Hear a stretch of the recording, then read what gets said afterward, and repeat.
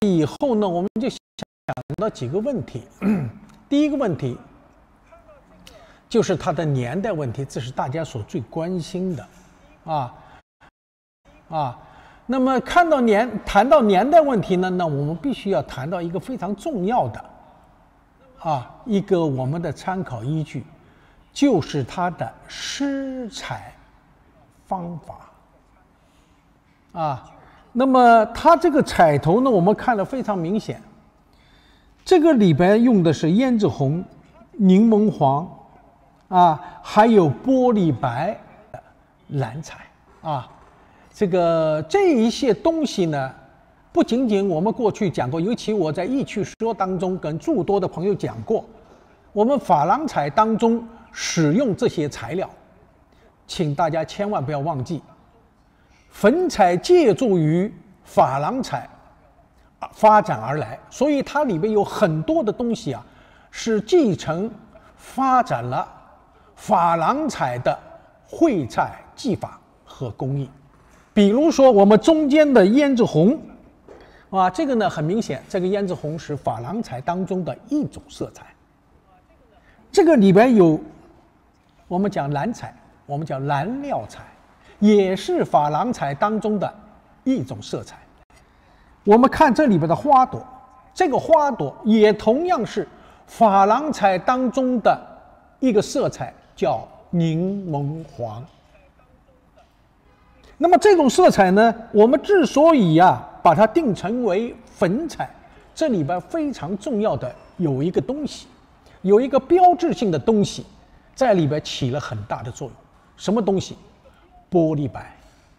按道理来讲，玻璃白也是珐琅彩当中的一种色彩，但是珐琅彩当中玻璃白的使用和粉彩是不一样的。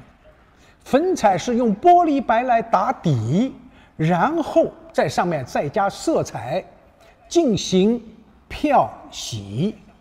使色彩由深渐浅，形成了不同的色阶，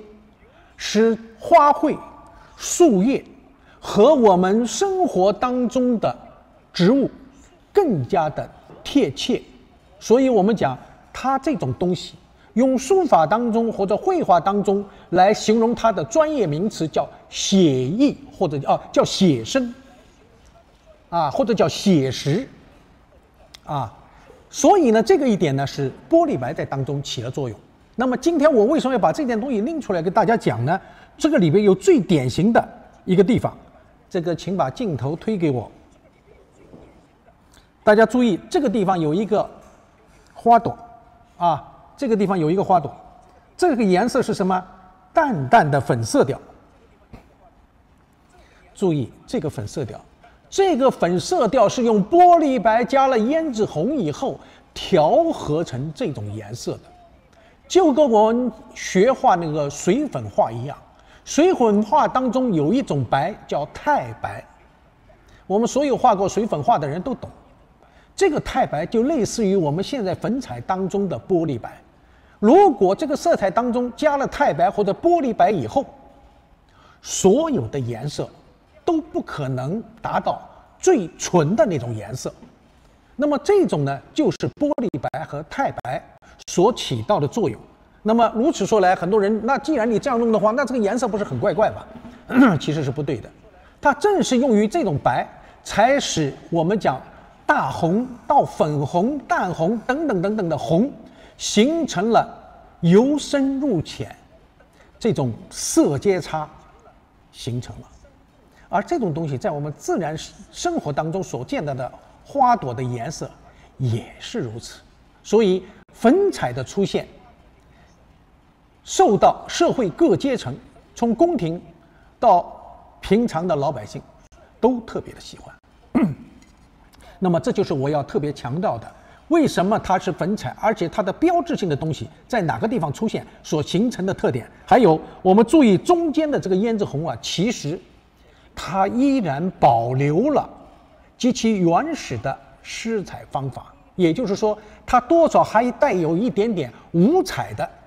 那种施彩方法。所以它中间点完了以后，它这个分水它分的是不多的。如果是雍正时期的粉彩玉窑器，它一定对色彩，它这个分色呀，这个色阶变化是非常的大的，而不像这个显得特别的生硬，所以我们说它还属于一种初级阶段。那么严格的讲，这件东西呢，我们虽然把它定的是乾隆，但是这件东西本身还是带有雍正的意味在里边啊。我们光看这个造型，雍正有，乾隆也有啊，而且这个口沿大家注意没有？这个口沿是降口。那么我们谈到降口，清代什么时候降口用的最多？实际上是什么呢？是顺治，啊，顺治时期呢用这个降口用的最多，随之而来到了康熙以后啊，这个降口几乎就不怎么用了。但是呢，民窑当中，它并没有像我们讲御窑厂规定那么严格，它有的时候依然还是延续了那样的做法，在口沿部位依然还刷上了这种以氧化铁为成色剂的降口，所以我们看到的这种大多数呢，还保留了这种原生态的东西啊。那么这是第一，第二个呢，就是我们讲它这个胎，刚才我说过了，为什么会出现胎釉这个交接的部位还会出现火石红，就说明一个问题：我们外销瓷它对胎和釉的要求没有我们国内使用的胎和釉的要求那么高，也就是说，它在淘洗胎的时候，对氧化铁通过不断的淘洗而把它淘汰掉，这个过程的话呢，相对要比较的宽松，所以最后的结果是什么呢？在二次氧化以后产生的锡金，往往会表现在了这个胎的色胎和釉的交接处，这就是二氧化铁、三氧化二铁形成的，我们叫火石红这种火石红现象。那么这就是依然保存了这一点这就是我们讲我们过去讲这个明代洪武永乐宣德包括这个明中早期依然还保留了这种现象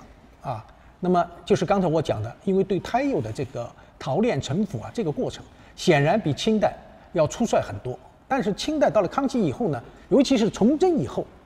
这个工艺就非常的精炼了。那么民窑当中呢，实际上还是相对的要求并不那么苛刻，所以才会产生我们看到的这个现象。那么这是我讲的这一部分然后呢，如果说我们仔细的把这个东西如果你能再推进了看的话，就会发现这个色彩里边还有很多的星星点点的一些白的小斑点白的一些小斑点。这些小斑点这个色彩里边出现，实际上它是因为没有把这个玻璃白完全的把它调和和覆盖在里头，所以看见没有，这里边有星星点点的这个小白斑一样的东西在这个花斑上面出现，所以大家一定要注意这些细节的变化工艺的变化。所以我们讲什么叫粉彩，什么叫珐琅彩。相较于珐琅彩，珐琅彩的颜色要显得稍微清澈一些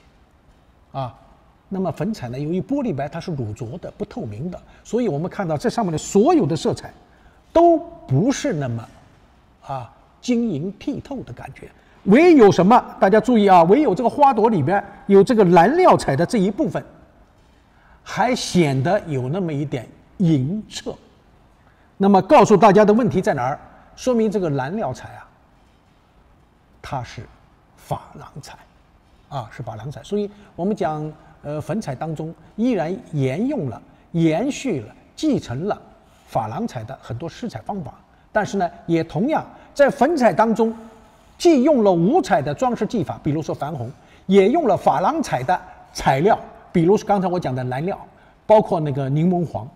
柠檬黄不是清澈的柠檬黄本身这个氧化锑虽然颜色比较的鲜嫩，嫩的像什么呢？像这个柠檬皮一样的黄中带绿，但是它有一个特点，它绝对是不透的乳浊的，这个大家一定要清楚那么最后呢，要给大家讲的一个问题是什么呢？我们现在仿粉彩啊，我们现在有很多地方都在仿啊。其实我告诉大家，我们80年代，我们就有很多的地方小厂就在做这个粉彩了，啊，上个世纪的80年代，距今有30多年。所以粉彩在我们流传到市场当中以后，如何去区分？其实有一些办法是比较简单的，比如说我们这上面的粉彩。大家可以用手摸，啊，可以用手摸，包括这上面的这个粉彩，这个花瓣，啊，大家可以用手摸，非常明确的有一种凹凸不平的这种手感、触感。我们侧着看，可以看出它的高低；用手一摸，有它的凹凸不平。这就说明了什么？说明了它使用的是矿物原料，而且这种矿物原料。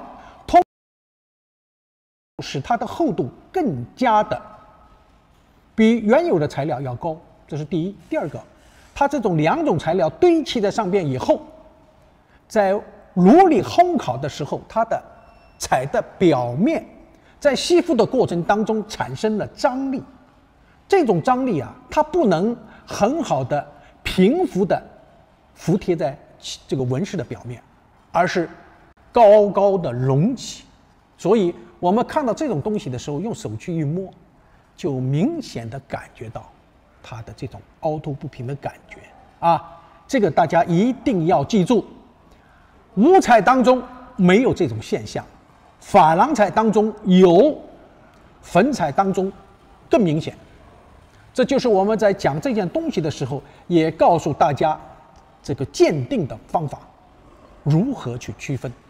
这个一定要注意啊！这个问题不要说我们今天看的这个东西不过如此，其实不然啊！你用手一摸，所有的色彩全都有凹凸的啊！所以这就是我们讲现代人仿的粉彩有没有一点点凹凸呢？有，但是不明显。而我们用的矿物原料在这方面就特别的显著啊！所以我们看、摸。这都是我们在鉴定过程当中需要掌握的一个技巧，啊，所以今天呢，我就单独的把这么一件东西啊，大家看看好像是挺平庸的，其实这个里边还是有很多的学问，啊，尤其对于我们初学者来讲，不要轻视它，应该要认真仔细的啊去观察。那么现在我们有很多的，我们在社会上碰到很多人啊，这是矿物原料，矿物原料，哎。也知道了那么一点点，这是个好事情啊！但是真正要理解它，而不是说听人家说了，我也去说2句时髦一下，不是这个意思啊！这样不行的，到最后是自己糊弄自己，不可以啊！所以对于这个问题呢，我们啊镜头前的朋友，我在这儿强调这么多，希望你们能把它听进去啊！好，这件东西呢，就是我们讲的第一件拍品1604号啊，1604号，希望晚上8点啊。我们开拍的时候能够见到您的身影。好，我们这个又是一件啊，这是1608号，1608号，这是一个青花缠枝花卉纹碗，年代标的是光绪啊，年代标的是光绪。那么首先呢，我来给大家讲一下它的品相啊。口上呢有一点点小颗，来给大家看一下小颗，在我手指的这个部位就这么一点点小颗啊，别的地方没有颗了，这是第一。第二个，这个里边从里边看外面看不见啊，里边有上下有2条冲线，给大家看，哎，有2条冲线啊，我来看这样比较好看啊，这样看一边一个一边一个，不知道看见没有？哎，一边一个，啊，有2道冲线。那么我们再看一下外边，啊，外边有青花，啊，青花这个竹的这个外口呢，有一点小颗补过啊，这个地方，哎，对，这一个小颗补过，对，啊，这个补过。但是呢，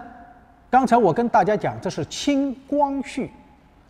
那么你这个底下是个磨了釉的，磨了款的，看见没？底下整个是沙底。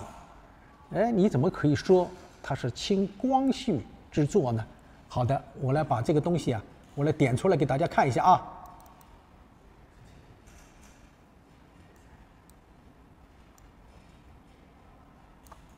好，大家不知道镜头面前啊，看见没？这个碗，这个碗的造型和我现在手上拿的这个造型和纹饰一模一样，啊，一模一样。它底下落的款是大清光绪年制，啊，实际上这是个牡丹花，而我这个上面呢，实际上画的也是牡丹花，啊，也是牡丹花，一样的啊。这个纹饰和尺寸和我给大家看的纹饰和尺寸如出一辙，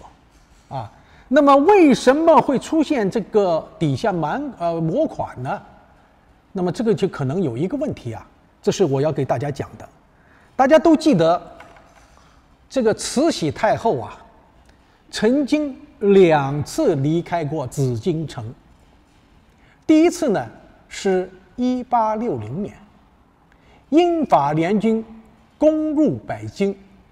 当时咸丰帝领着叶赫那拉氏啊，那个时候还不能叫老佛爷啊，还是个贵妃。那么领着他跑到了热河，啊，可能就是避暑山庄吧，去躲避战火，这是第一次。那么第二次呢，是1900年的8月14号，八国联军攻入北京。次日凌晨，八国联军试图从东华门来进攻紫禁城。这个时候啊，慈禧太后慌了手脚，领着光绪帝、皇后出逃到哪儿呢？到西安，啊，出逃到西安。那么这2次出宫，尤其是1900年的八国联军进攻紫禁城，这个跑到西安去躲了一段时间。躲了一段时间以后，等了事情平息，老佛爷回到了宫中，忽然发现宫里少了不少东西。由于政局的混乱，清宫的疏于管理，很可能这些太监啊，这些嫔妃、宫女啊，或者是等等人物，夹带着把东西啊偷偷的拿到紫禁城外，偷偷的销售，尤其是琉璃厂一带啊，古玩店。那么知道这个情况以后，老佛爷下旨要清查这个事情。这个谕旨一到，吓坏了不少古董商和偷偷拿的人。为了不被查到，所以呢，赶快连夜找人用砂轮等等的东西把底下的款全部打磨掉，因为磨掉了以后，这个问题就说不清楚了，是吧？而不是把它打碎，而是把它偷偷的把它磨掉。目的是什么呢？不能够让这个东西既然偷出来，还想在这个上面要能够挣一笔，所以宁愿把它磨掉啊。至于说卖多少钱，那另当别论了。这件东西是不是那个时候出来的？现在呢，我们无从查考，但是我们不能排除它的可能性啊。那么从我们的判断来看，这件东西呢，毫无疑问应该是清光绪年制的官窑器，也就是说御窑厂烧造的东西。只不过呢，现在因为没有款了啊，只能那我们一些不懂的朋友啊说，那只能听你说了，是吧？这个，所以我为什么要把这个照片呢，把它放出来给大家看？无论是碗啊、纹饰、尺寸，都给大家看。目的是什么呢？我们是开诚布公啊，把这个东西呢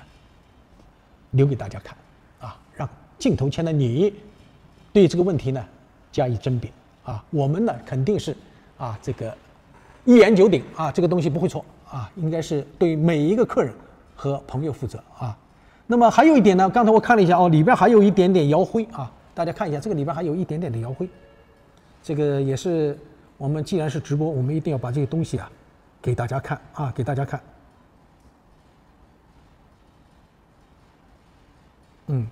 好的，有的朋友说这个东西还值得讲吗？其实不是，主要是讲背后的故事啊，主要是告诉大家为什么它会这样。我们这个拍卖里有很多的东西，其实是用不着费口舌，你自己看就好了。但是这个情况完全特殊啊，那么是不是这么回事？那么请大家自己来定夺啊。但是确实历史当中发生过这个事件，也出现过这个问题，并不是我今天在说，而是在几十年前。我们的老一辈就说了，啊，所以这些问题呢，是需要跟我们镜头前的朋友呢，大家做一个交代，啊，只是告诉大家，所以以后大家碰到这些问题的时候，会引起大家回忆啊，会有这么一件事情，过去有的，那么这件是不是现代人做的啊？然后再磨的，到时再看实物啊。但是这件东西绝不是现代人做的啊，首先这个东西一定没问题啊，这个是我们必须要讲清楚的。好。这个就这样啊。刚才有一个朋友讲，珐琅彩在摸的时候是否有凹凸感？这个呢，也是我明确的要告诉我们镜头前的朋友啊。这个珐琅彩也是有凹凸感的啊，但是它的凹凸感的那种感觉没有像粉彩那么厉害啊。一定是有凹凸感，但是呢，刚才我前面讲到过一个问题，就是说这种东西呢，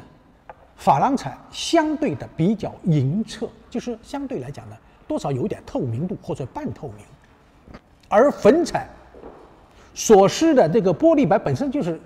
湿透的、乳浊的，它是不透明的，所以粉彩一定是不透明的，除非它那个，比如说树叶啊，局部的一些花朵，那是极个别的。这种呢，有一点点带有那透明状的，我特别要强调啊，大家要注意，我讲的时候特别老是给人搞，喜欢讲一些化学的东西，正是因为这些东西，我们现在是奇缺呀，这个知识不懂。用铅做助溶剂的，都是清澈透明的；珐琅彩是用硼做助溶剂的，它是半透明或不透明的。而这个玻璃白是酸和砷。这种元素在里边的，它一定是不透明的啊！这个大家，这个不要被这些一些数据搞了糊涂。但是你不搞清楚也不行，有的时候自圆其说是说不通的，是吧？前段时间也碰到一些朋友拿东西来，后来自己都讲不清楚。我说你这个东西呢是这么回事，他懵了，因为他们根本就不懂这个基本的常识。所以你跟他讲了以后，他直接懵所以我们讲学习不是一知半解拿这个鸡毛当令箭，不可以这样的这是个很严肃的一个科学问题。科学态度所以我希望呢，我们镜头前朋友呢，也应该能有这么一个端正的一个科学态度，而不是敷衍了事，只认为这个东西对与错，能值多少钱，这不可以我特别不赞同这种数典忘祖的做法。我们过去老人叫什么作孽所以我们也不希望这样应该有一个认真的态度就好。好，这个刚才的问题我要回答大家了现在我们手上拿的我手上拿的这一件呢是。拍卖号是1612，给大家看一下它的主体纹饰是珊瑚红描金花卉纹盘，它的口径是多少呢？14.5公分大家注意一下，这个它的尺寸14.5公分，里边的纹饰是在珊瑚红上面。描的金，这个可能上面的金彩这个颜色我可能看的不是特别清楚我来往下一点，上面画的是什么呢？竹子和这个牡丹花竹子和菊花是牡丹花，竹子应该是，这应该是菊花应该是菊花应该是菊花。那么这个图呢，应该叫什么呢？叫双青图双青图。口沿也同样是描金大家注意，口沿同样是描金。好，我们再看一下它的底款，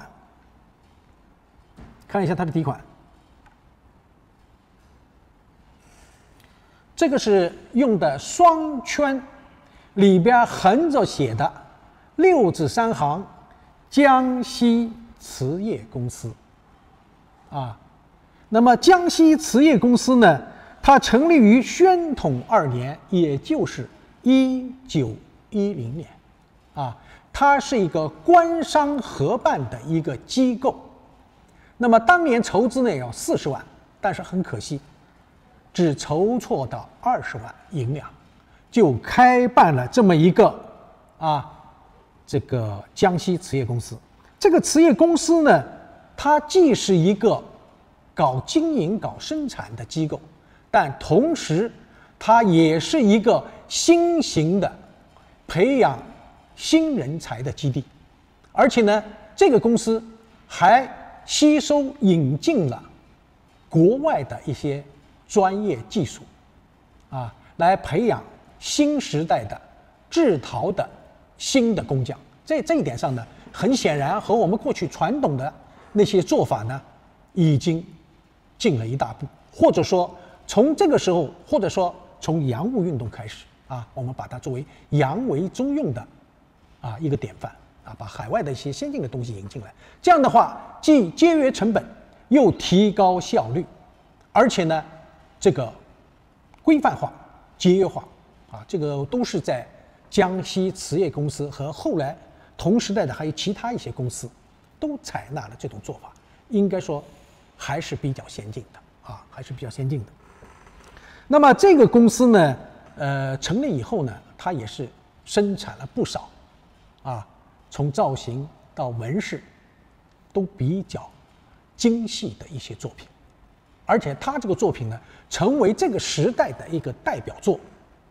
尤其是青花瓷器做的比较多，而且青花这个纹饰也好这个色彩也好，它的绘画技法也好，都与之前或者同世界其他的一些民间窑相比它的水准要比他们高了很多。这就是江西瓷业公司在当时对整个中国陶瓷业的影响，应该说是巨大的，而且也增加了或者说增强了这个中国瓷器在国际上的或者说国际市场上的竞争力。这个呢是江西瓷业公司所做出的这个杰出贡献。从10年开始，宣统2年开始，一直到建国以后尤其是公私合营以后，那么它的名称就不叫江西瓷业公司了，叫景德镇建国瓷厂告诉大家，我们玩陶瓷的人这一段历史呢，也是希望我们镜头前的朋友要牢记的。这个建国瓷厂它的前身就是江西瓷业公司这个说起来到现在也快100年的历史一个老厂一个老厂。好，现在这个它的这个背景历史我们就不去说它了我们以后见到这个江西瓷业公司我们在市场尤其拍卖拍卖场上见到还是挺多的还是挺多的。但是呢，江西瓷业公司它不同时期生产不同品种的东西还具有代表性还具有代表性。有些地方呢还表现了一个民族的气节，我们底下再说底下再说。我们先讲这件东西这件东西呢，是我们讲珊瑚红为地。大家要注意珊瑚红实际上就是我们讲的矾红，或者说山羊化二铁，或者叫抹红它的名称有很多有很多。这个呢，我们现在叫珊瑚红，也可以叫抹红也可以叫矾红，都可以实际上它的本质是一回事一回事。但是呢，它上面这个描金大家要注意，这个上面的描金通过我们的目测，我们就可以把它准确的定夺为用纯金粉在上面作画，然后呢在口沿描上一圈。为什么这么讲？纯金纯金偏红色的，金红这句话不是没有道理的。如果纯金不偏红的话，那说明这个金就不纯。我们在见到金手的成批量的这种矾红描金的器物当中盘碗盏碟杯，有很多的描金它的金的含量不高像我们看到的这个是22开金最少，有很多大概就是18开金。为什么这么讲？它的颜色呀，没有这么红中黄中偏红，而是偏白，也就是说，它的金粉里边掺银了。还有一种就是直接用银在上面画的，在矾壶上面画的。我们今天看的双青，这个松鹤纹，在这个时代特别的多，请大家注意，同治一直到民国早期。而这件东西呢，因为是江西瓷业公司，根据它这个描绘的这个方法，我认为这件东西还应该归到宣统，因为它更多的保留了清代的绘画风格。清代的绘画风格，因为宣统只有3年嘛，成立于宣统2年，那么宣统还有1年呢，所以它这个东西我认为还是应该是清末的东西，因为它的绘风，因为它的用彩方法还保留了这个清代的一些工艺和方法，所以像这样的东西呢，我觉得我们在学鉴定的时候，如何去界定它，我觉得是很重要的所以大家不要忽视它千万不要忽视这些细节千万不要忽视这个细节。那么这件东西呢，因为它这个我看看这个基本上就是口沿上有一条冲线，我来看一下有一点点，来给他们看一下，就我手指的这个地方有一个很小很小的，大概是2个厘米吧，有这么一个很小的一点点的冲线，就这个地方，哎呀，也是没办法没办法就那么一点点冲线，别的地方一点毛病没有这件东西呢，这个金按道理来讲保存还是不太容易的，但这个上面基本上金保存的还比较完美镜头前的朋友，我在这儿再说一遍，不管你买与不买，如果你买的话，那我一定要强调一下，这个擦拭这个东西一定要用软的布去擦，稍微硬一点都不可以，因为这个描金从宋代开始就是喜欢用什么呢？用蒜泥的汁儿调和金绘画的。经过炉子烘烤以后，它虽然贴附在釉的表面了，但是它经不住摩擦，所以如何保存上面的金，这是有学问的一定要小心认真的保护它。当然我们有些朋友可能我不喜欢，我不一定要，但是今后遇到这样的问题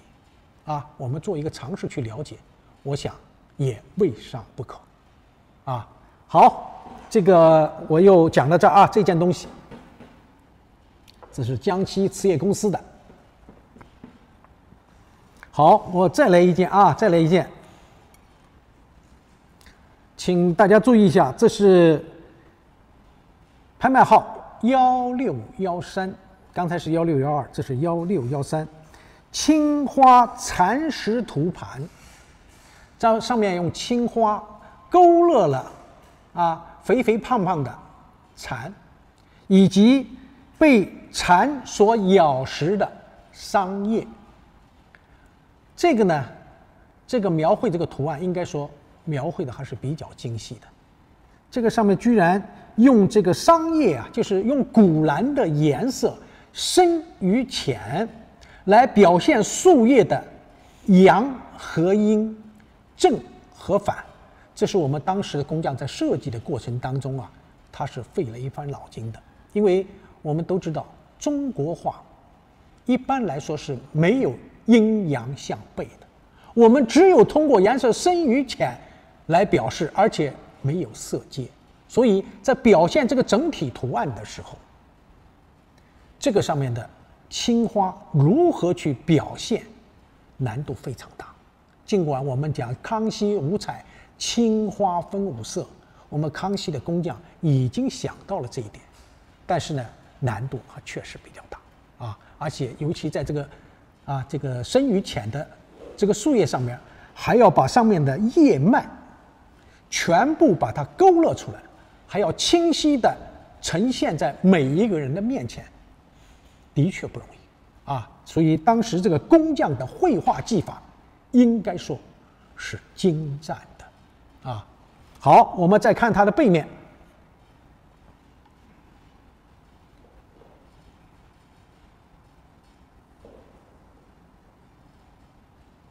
看见没有？它的背面，江西瓷业公司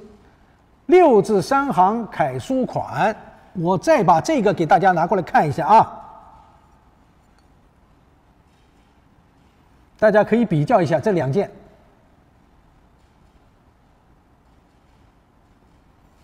大家注意这个2个字啊，2个双圈打的还是有一点点的区别的啊。我这个手上的这一件啊，明显的显得更加的适中一些啊，这个字摆的也比较的规整。而我左手的这一件就显得呢有点空旷一些啊，没有这个呢感觉更加的适中啊。这就是2个都是江西瓷业公司，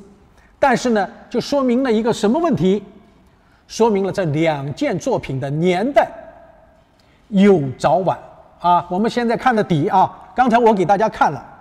这个上面的图案啊，上面的图案。好，我现在再把江西瓷业公司有几件东西啊给大家看一下啊。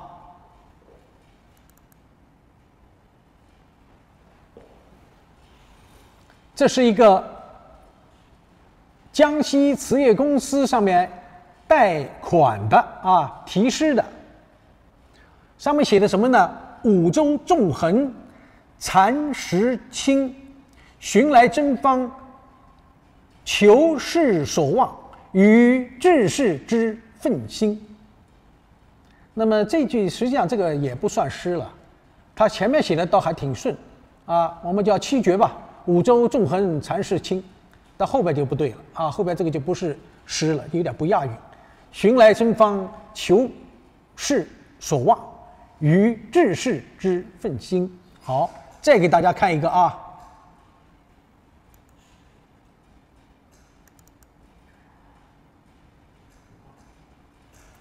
这个呢是一个碑，同样是青花的，上面倒是有几句话：弱肉强食，有力无德，不能自立，何以为国？好，我们就这个啊，同样落的是江西瓷业公司的东西，由于年代的不同，它所表现的内容啊，也出现了很大的区别。我们中国是一个农业国，农商啊，因为在我们先秦时期啊，是重农轻商的啊，更加重视的是农业的生产啊，商蚕的养殖，对于商人经商这一块是鄙视的，是看不起商人的，认为商人太狡诈，不好啊。但是呢又离不开商，所以在先秦时期，作为一个农业国，我们一直延续到改革开放之前，这几千年来，一直中国是以农业国为本的。所以我们南宋的时候曾经出现过耕织图。康熙皇帝2次南巡的时候，这个南方的这些这个官员，把这个南宋的耕织图的复制本送给了康熙皇帝，康熙皇帝特别喜欢，命令宫廷画家焦秉珍按照南宋的画法再创作，把耕所多少个程序，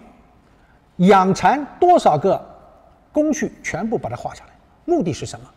就是重视农商，因为有了粮，大家有饭吃。有了粮，大家就不会的去讨荒要饭；有了织，大家就有衣穿，这样才能够国泰民安、国富民强。康熙如此，雍正、乾隆都是如此。那么在这种情况底下，我们的国家应该是比较强盛的。但是到了我们的解放前，我们国家变成了3座大山压在头上。资本主义、封建主义、官僚资本主义3座大山压在头上啊，那么民不聊生，再加上这个国外的列强侵略中国，所以刚才我为什么给大家看这个幻灯片，要求啊，希望啊，我们的这些志士们能够奋发抗争，振兴中国。包括现在看到的这个碑，弱肉强食，有力无德，不能自立，何以为国呀？那么我们这个就结合到我们这个图案上来讲，这个上面的蝉是蝉，代表的是谁呀？外国的列强。经一些专家研究，这个时代的东西，尤其像这样的图案，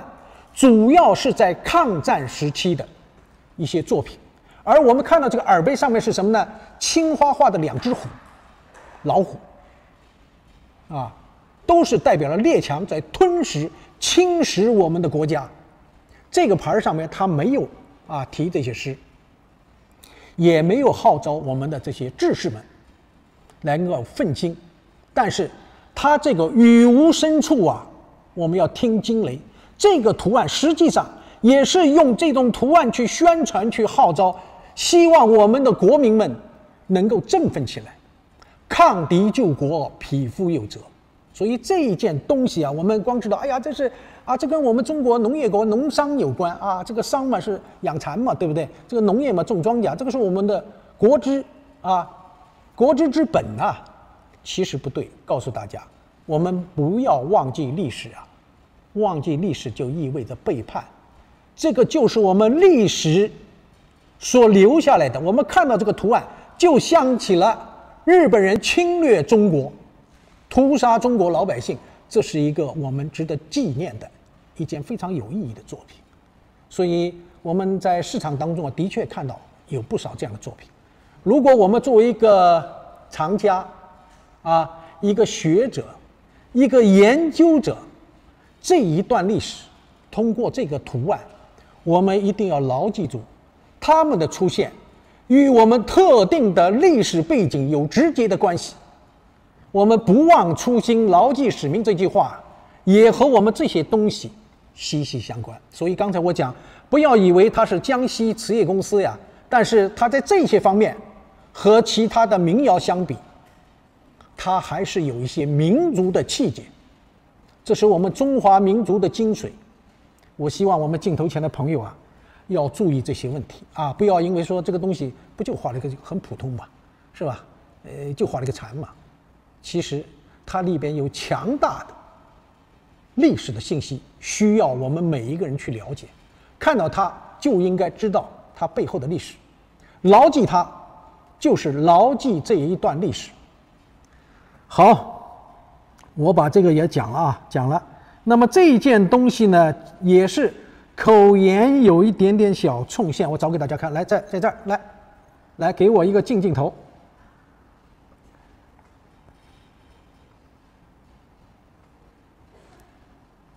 在这个位置上大家看得见吗？对，就这个地方也就2-3公分的样子2-3公分的样子。那么还有呢？口沿就是口沿一个冲线就是口沿气声有摇风没有这个地方不能算摇风，这是一个说右点注意这是一个说右点，这不是摇风这是一个说右点说右。好，这个里边有一点点的摇灰，这个我们大家注意看就是好吧。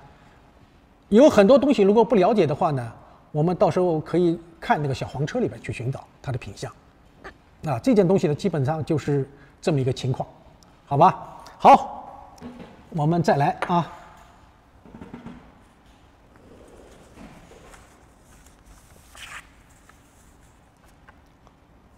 来我们看一下给大家看一下这件东西。这个呢是1618请乾隆广彩人物执壶。那么这个东西呢，我先给大家讲一下品相盖口沿科补，盖的口沿这个地方来，这个地方有一点科补这个地方有一点科补，大家看一下。这个地方补过了原来有个科的，有一颗。那么它的外边呢有这么一个说右，在它的外边，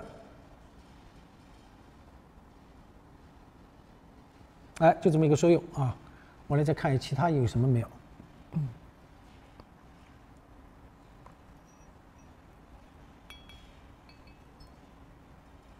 好，这件东西呢，其他地方都是完美的。实际上，这件东西就东西而言啊，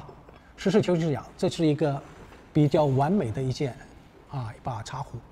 一把茶壶。那么这把茶壶呢，我们刚才讲了，它是广彩。广彩的最大特点是什么呢？我们把它的全称讲清楚啊，叫广州织金彩瓷广彩叫广州织金彩瓷，这是一个专业术语，我们把它简称了。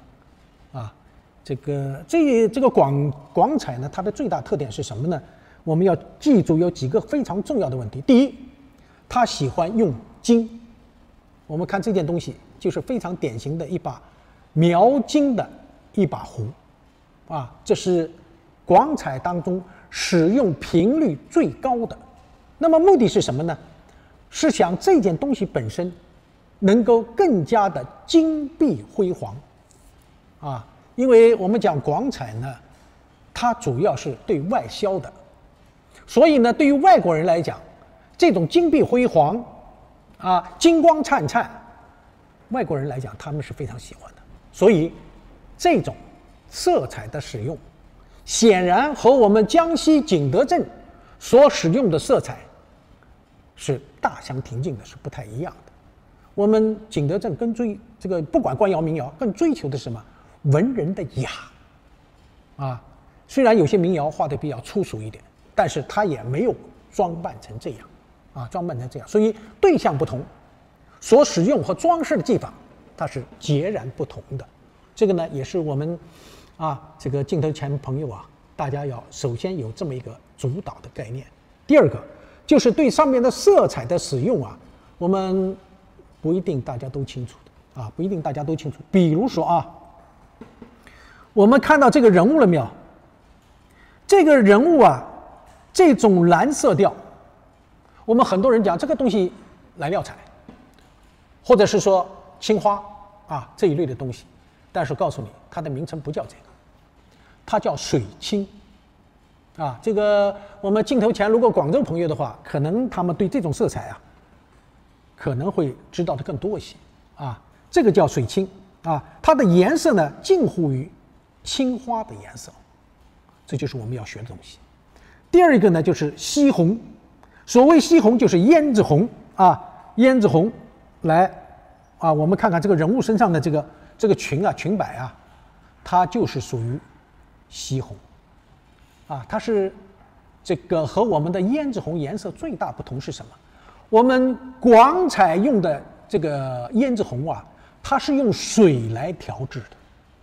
而我们景德镇用的这种胭脂红是用油来调制的。我们在易曲当中曾经讲到过，叫多尔蒙油。这个多尔蒙油究竟是煤油还是什么油，现在我们还不是特别清楚，但是它一定是用油来调的。所以很显然，景德镇用的这个胭脂红颜色浓艳厚，而广彩的胭脂红颜色淡薄这就是我们讲广彩和景德镇所使用的同样的材料，由于配比的方法不同，产生出来的结果是不一样的。所以如果用手来摸这个我们刚才讲到的这个用手去摸，这个时候摸的效果可能就不是像摸胭脂红那样了。这个西红是平的，没有凹凸感这个就是我们要特别给大家强调的。另外一个就是我们讲的叫干红叫干大红。什么叫干大红呢？大家注意，这个轮廓线上勾勒的这个红颜色，我们景德镇包括我们现在讲还叫矾红，但是在广彩当中它不叫矾红，叫干大红，实际上就类似于我们这个矾红的颜色同样是用山羊花体作为成色的。那么它的颜色呢，要比我们的那个颜色呢要浅一些这个呢也是我们在广彩当中要注意的问题。另外一个呢，这个里边有些颜色只有在这个上面看了我们看到的这一部分的颜色，这个30的颜色这个我们广州呢，它不叫这个浅酱的，它叫什么呢？它叫麻色叫麻色，这个跟我们叫法是不一样的所以这个作为一个专业名词呀，各个地方叫法不同，但是作为知识我们要了解一下这种浅酱不叫浅酱，叫麻色麻色。那么至于说这个地方里边用的这些墨彩呢，几乎和这个景德镇是一样的景德镇是一样的。上面用色包括这个绿这个绿呢，它叫什么绿呢？它叫大绿它这个叫大绿，它这个绿呢颜色要翠一些更明亮一些这就是我们讲广彩当中使用的主要的几种颜色然后它的空白处基本上都是描金了，用金来填空白这就是广彩当中最常使用的这个装饰技法。那么也就是我们在学习的过程当中一定要注意的一个问题一定要注意的一个问题。这个是我们讲的这个广彩这个广彩我们呢在学习和研究的过程当中呢，把这些东西都要认真仔细的把它研判认真仔细的去推敲。那么再一个呢，大家要注意，还有一个专业名词要明白，尤其在广彩上，大家注意没有？这个盖子上面，这个是我们叫什么呢？叫开窗，里边画花鸟、画山水。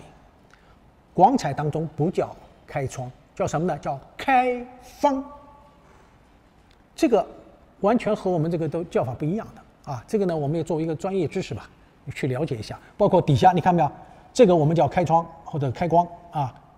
那么他们叫叫斗方，不叫开方，叫斗方叫斗方这个我们这个南辕北辙这个斗方呢，我们在书画当中有这种叫斗方的但是他把书画上的这个斗方用在了这个上面，好像有点不搭但是广东人都这么叫嘛，我们也了解一下，做一个知识了解。另外一个呢，所有的广彩当中最喜欢的就是属于欧洲的洛可可式的那种装饰纹样，包括我们上面你看开窗的这种形态，跟我们中国传统的形态都不一样的。这个就是典型的洋为中用洋为中用。那么像这样的东西呢，这个完了以后呢，我们再到讲到底下的时候，我来再给大家讲这个纹饰的使用方法。那么最后呢，还要给大家讲一个什么问题呢？请大家注意这个壶的造型今后我们看到这样的造型，不管是单色釉的，或者是没有款的，或者是紫砂壶请大家要注意，触类旁通，这个一定都是同时代的作品。乾隆我们从造型上去甄别它的年代早晚，这个也是我们在学习过程当中造型艺术给我们提供的一个值得参考的依据这是我最后想说的一点，请大家注意一个宝珠顶，一个盖子比较饱满，口也有弯口，这是直口，尤其这个柄比较大柄比较大，所以这些呢都是我们以后要注意的尤其是紫砂壶里边大家要注意，同时代的同样的造型，紫砂壶里大量出现这种东西。还有一个，这个里边紫砂壶里边，这是用的3个孔这把壶里边是3个孔，在这个紫砂壶当中一般都是1个孔都是1个孔。那么这个呢也很清楚，乾隆时期喝茶这种都是冲泡的茶为了避开这个茶叶被流出来，所以里边用了3个孔挡住茶叶流出。这个时候就开始了请大家呢特别留心观察一下，这是在瓷器当中，紫砂壶当中乾隆时期是1个洞，道光之前都是1个洞一定是这样。好，这件东西呢我们就讲到这个地方。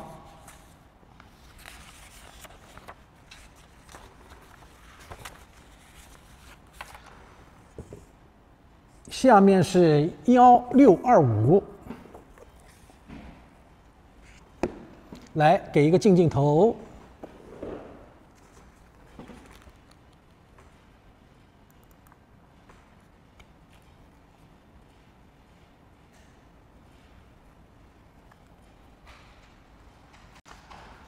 这个是什么呢？青花莲池情趣文碑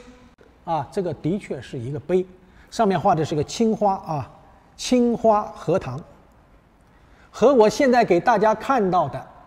这只碑造型纹饰完全一致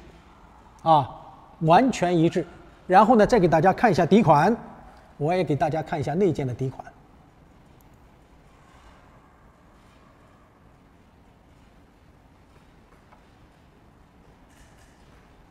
看一下这款，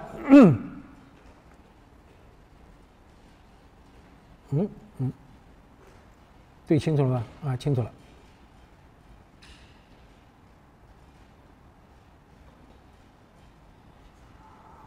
大明成化年制啊，这一件东西呢也是大明成化年制啊。这个书写的方法如出一辙啊。这两件东西呢，那件呢是故宫的收藏啊，这一件呢是我们这儿的这一件拍品。这个东西呢，完全是尺寸大小、绘画风格完全一致。那么像这种青花料啊，凡是研究这个明代青花啊，尤其是成化青花的，大家都知道，这个时候的青花料呢，基本上是用江西乐平的平等青作为成色剂的。但是我在这儿再重申一遍，乐平的平等青在明代的永乐宣德时期，在御窑厂的瓷器当中就已经使用了。所以我们有些初学者只知道这个啊，我们老师说的，我看书上写的啊，这个都是讲是江西乐平的平等青啊，皮汤青。那么你怎么说的是永宣呢？啊，这个呢，我们要以江西景德镇啊古陶瓷文物研究所的考古发掘的第一手资料为依据，之前的说法要更改啊，这是几十年、上百年的说法，往前推，现在要推到永乐宣德啊，而且明确的说，我们见到的宣德当中用国产料画的宣德器物有，而且不止一件，有很多啊！希望大家，尤其是我们镜头前的朋友啊，你们一定在今后看到，不管是拍卖场，还是我们在民间啊，都要认真仔细的去观察、去研究，究竟是进口的苏麻离青，还是用的平等青，这个大家一定要注意啊！这个因为官窑当中用平等青，这是有实物啊，这个考古发掘的第一手资料可以证实了。民窑当中呢，那么是不是用呢？这个现在还不太清楚，因为对这方面的研究呢，还没到那个程度啊，我们也没有把我们所藏的这些标本呀进行测试啊。但是在史料记载当中有无名义啊这种说法啊，就是我们明初用这种材料。这个呢，我们以后再慢慢啊，通过科学测试以后来加以证实，啊，来加以证实。所以我们讲到这个平等青的时候啊，那么从永宣开始到中期的成化、弘治，一直到正德，民窑当中都还有使用平等青的，只不过官窑当中在正德大量使用石子青，这也是事实啊。民窑当中也有石子青，所以我们在材料的运用上，对于甄别一个器物，啊，这是非常重要的。不要光看款，光看纹饰，这个只是一方面，一定要综合看。包括我们看这个瓷胎的釉，啊，成化的釉，和任何时代的釉都不一样的，它的那种滋润程度，从天顺就开始，天顺我们把它叫猪油白，到了真正用这个平等青的时候，已经是在成化的中期以后了，而且它的颜色也没有那么白。天顺颜色又白，成化早期又白，到了用平等青又是偏青色调的，啊，而且它的釉呢非常的滋润，捏在手上就像一个抓那个猪油一样的，啊，非常的滋润，所以这个呢，就是我们在鉴定这些东西的时候呢，一定要认真仔细的去观察。再一个，再强调一下，这个茶杯的底下的那个旋纹啊，给我们一个镜头。这个旋纹一定是靠着竹根的啊，一定是靠着竹根的。这种民窑是这么处理的，官窑也是这么处理的啊。在这个地方我特别强调一下，这也是我们鉴定当中的一个很好的参考依据啊。因为一般来说，要么底下它是没有旋纹的，要有旋纹，它一定是靠着竹根的，甚至再往上来一点点，甚至把这个旋纹都会旋消掉，就进到这种程度。这个是什么？成化啊。所以这些地方呢，我在这儿再强调一次啊，再强调一次，希望大家认真仔细的观察啊这一件御窑厂的作品啊，御窑厂的作品。那么当然这件东西呢，器身有粘粘的啊，器身有粘粘的啊，这个反正大家可以在小黄车里边啊再去认真的检视一下，因为毕竟成化的东西呢传世的不多啊，就是各大博物馆里边收藏的也是非常之有限啊。那么所以像这种东西能流向民间呀，还是一个非常不容易的一件事情啊。这件东西年代啊，我在这儿强调一遍，没问题啊，年代是没问题。好，这件东西啊，我们又这个讲完了。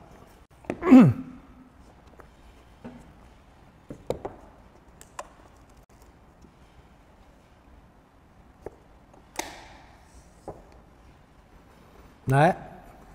把这件东西拿出来给大家看一下。这是一件藕褐地墨彩花鸟纹双耳瓶。这个在清宫档案当中啊，它叫什么名字呢？叫双耳活环九尊式瓶。啊，这个跟清宫档案当中的叫法有些不一样，但是呢，东西就是这件东西啊，这个没有任何问题，因为我们有同样的一个资料可以提供大家参考。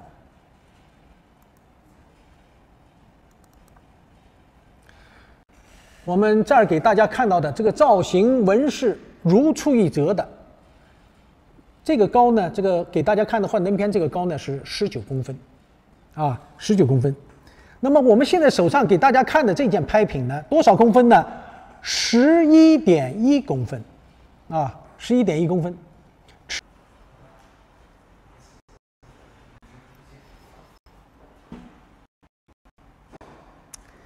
这一件的号码是1610，1610。大家注意啊，这是胭脂红双耳，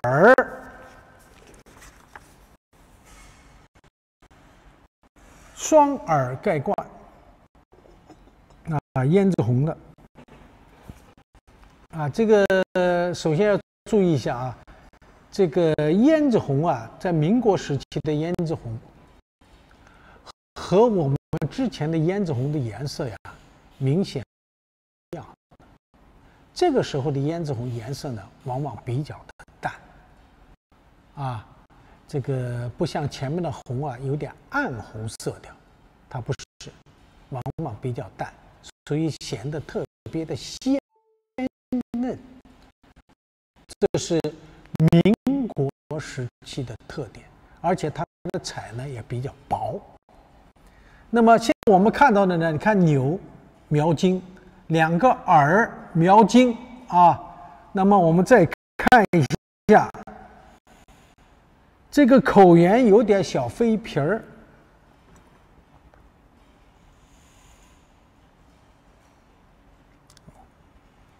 我这儿看不太出来啊，大家在小黄车上看吧，啊，在小黄车上看，我看盖上有没有，盖上也没有，啊，口沿，盖口沿有抱釉，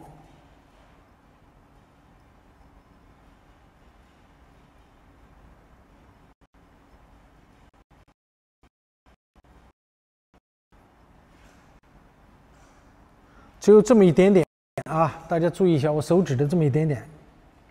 就这么一点点啊，给大家看一下。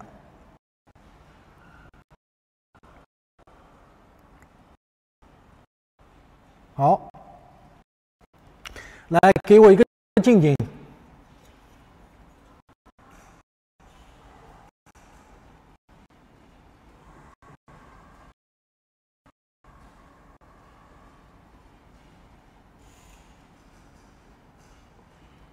看见了吗？好，这个呢上面写的什么？篆书写的是延庆楼志，繁红双方框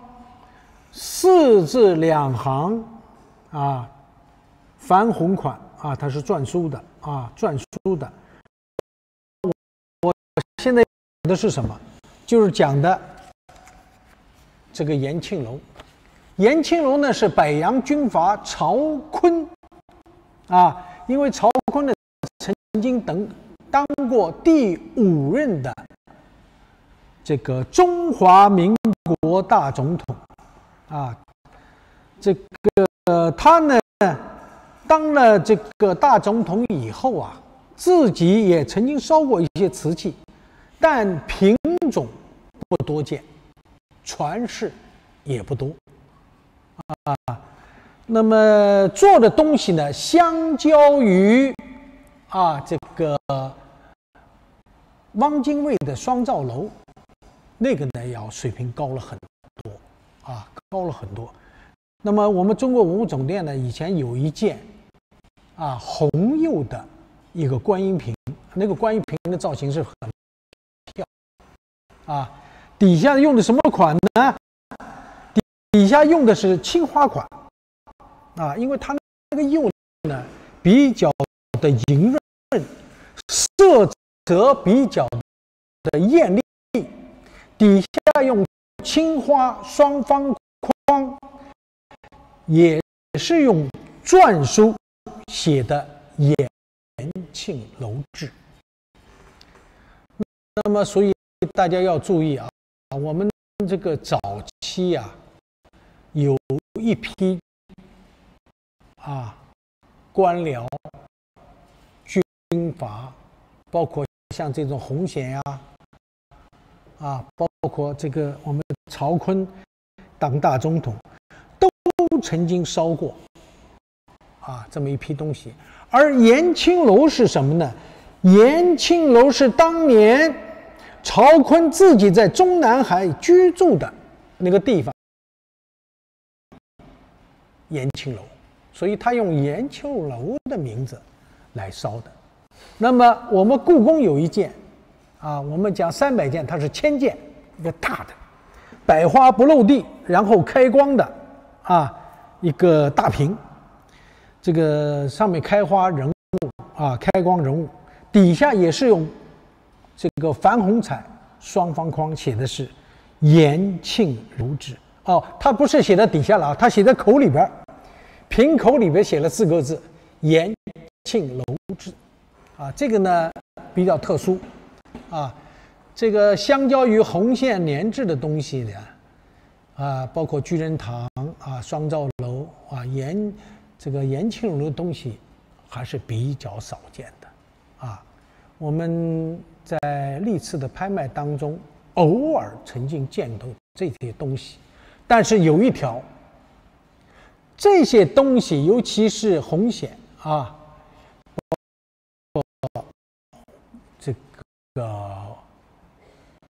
这个延庆楼延庆楼东西烧的都非常细这些东西呢，这个大家以后你要特别注意有些东西烧的是非常好的，值得我们去收藏，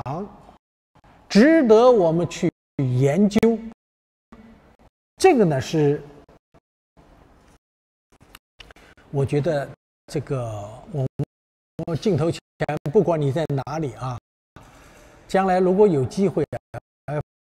碰了这样东西，还是要认真对待因为像这种东西，绝大部分都在北方比较多，比如说北京、天津，这两个地方是重点，然后就是山东，这些地方比较多一些，其他地方呢，我们见到的实在是不多，南方几乎就看不到，所以像这样东西呢，我们希望大家能够认真对待，认真对待，如果真碰了这样东西，可以做以收藏，我觉得也不为过，也不贵。好，我们今天还有一个朋友讲潜将彩在雍前已经出现，对的，你这个说法是正确的啊。雍正、乾隆时期，尤其是从雍正开始，潜将彩在瓷器上就已经大量使用了，在官窑当中有，在民窑当中也可以见到许多，所以我们希望镜头前的朋友在你的实践过程当中，在你的学习过程当中，要多多的注意这些东西，也许它就在你的身边，希望呢能够认真通过学习以后进行对照，这样呢才能很好的把它甄别开来。好了，今天我们这个推荐呢就到这里